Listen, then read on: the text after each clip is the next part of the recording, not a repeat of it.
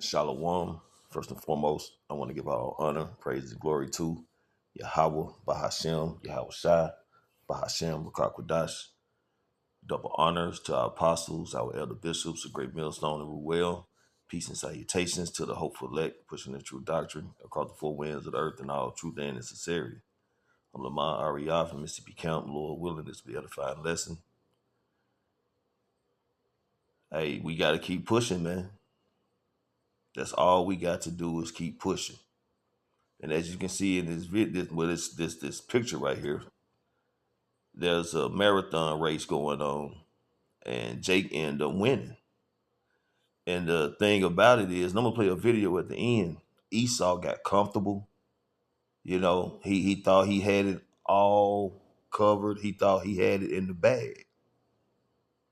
You know, he got prideful. He just, he dropped the ball, man. And Jake kept pushing.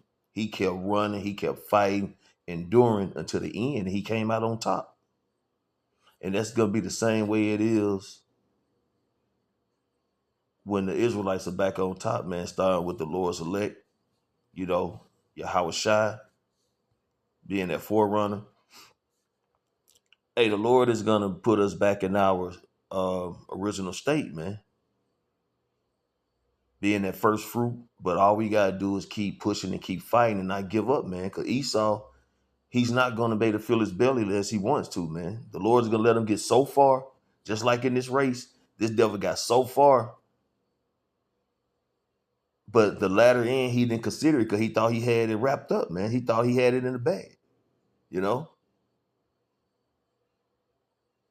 But Jake came back, man. And that's just the way it's going to be. That's the way the Lord has ordained it, okay? He said, what? Jacob have I loved, but Esau have I hated, man. And we're the apple of the Lord's eye. So when it's all over, said and done,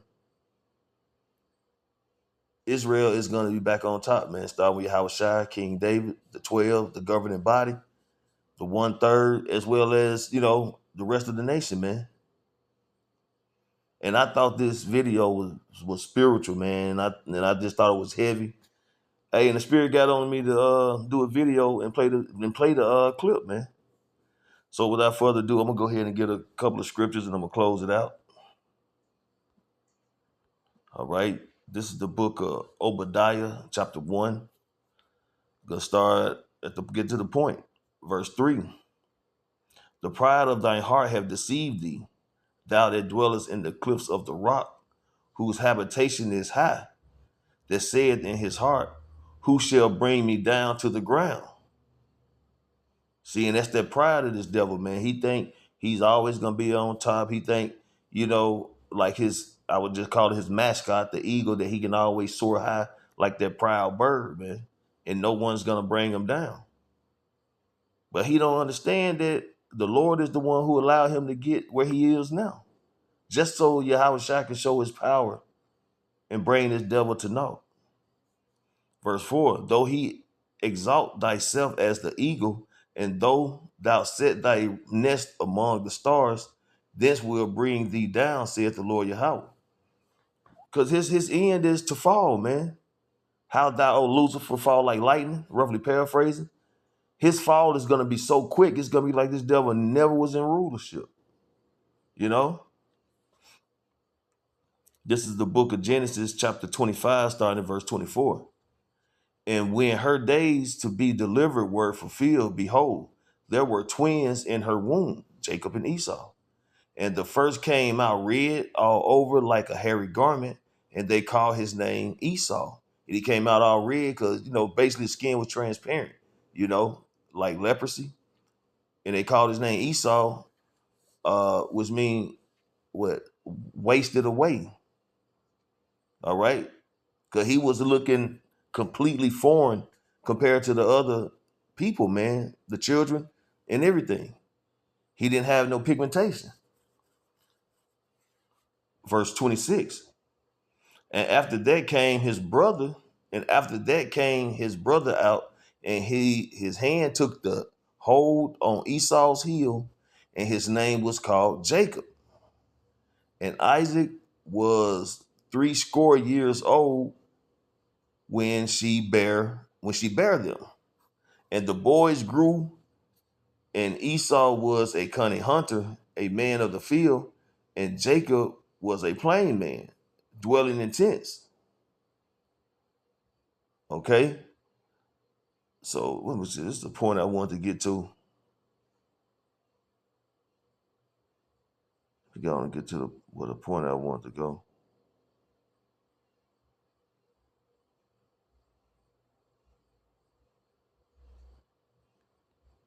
I think I went too far down, slot. Okay. Let me go on and get to the point. I started down too far, but back in Genesis 25, verse 23, and the Lord Yahweh said unto her, 2 nations are in thy womb, 2 nations, the nation of Israel, okay, and the nation of Esau.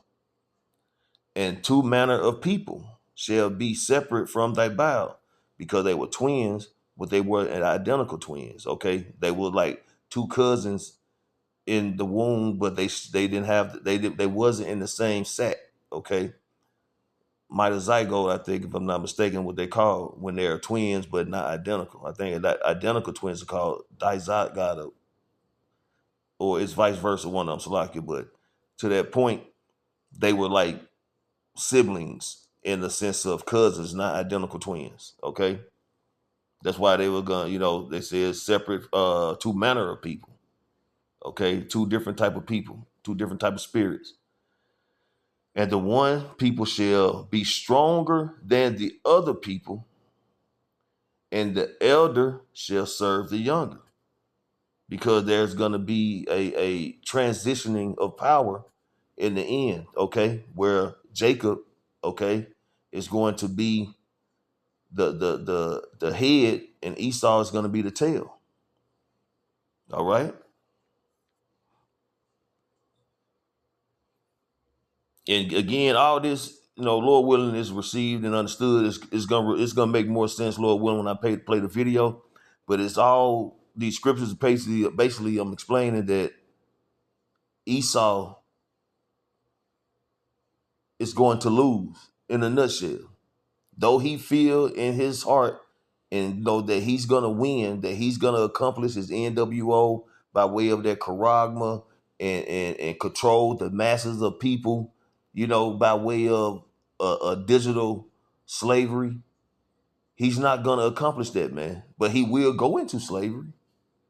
Okay, he will go into slavery for 1,000 years and be utterly destroyed, man. And that's what's going to happen. But his pride, he thinks that he's going to continually rise and conquer, but he actually is going to be destroyed. Okay. This is the book of Matthew, chapter 20, and straight to the point, verse 16. So the last shall be first, and the first shall be last. For many be called, but few are chosen. So the ones that the Lord has called, his elect, his chosen, 144,000, are going to be first, man. We're going to reign with Yahweh Shai in the kingdom of heaven. Abaratazah, we're of that number, man.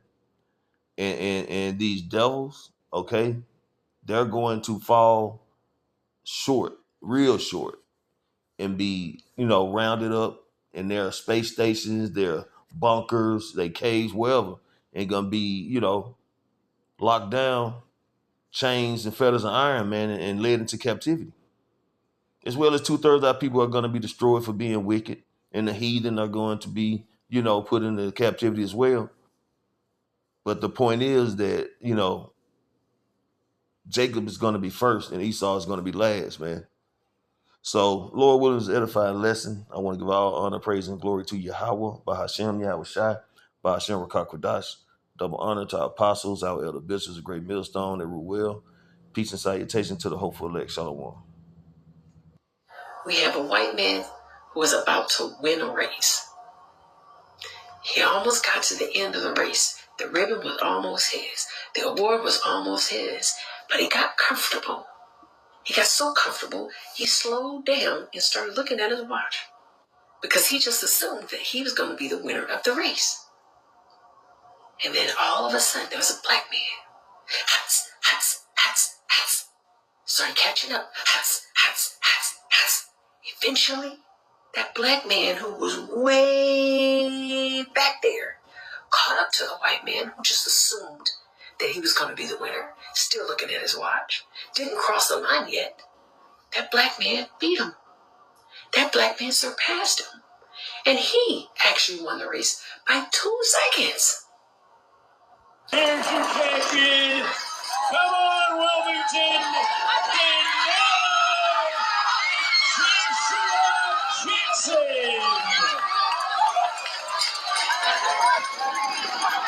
Here's your champion.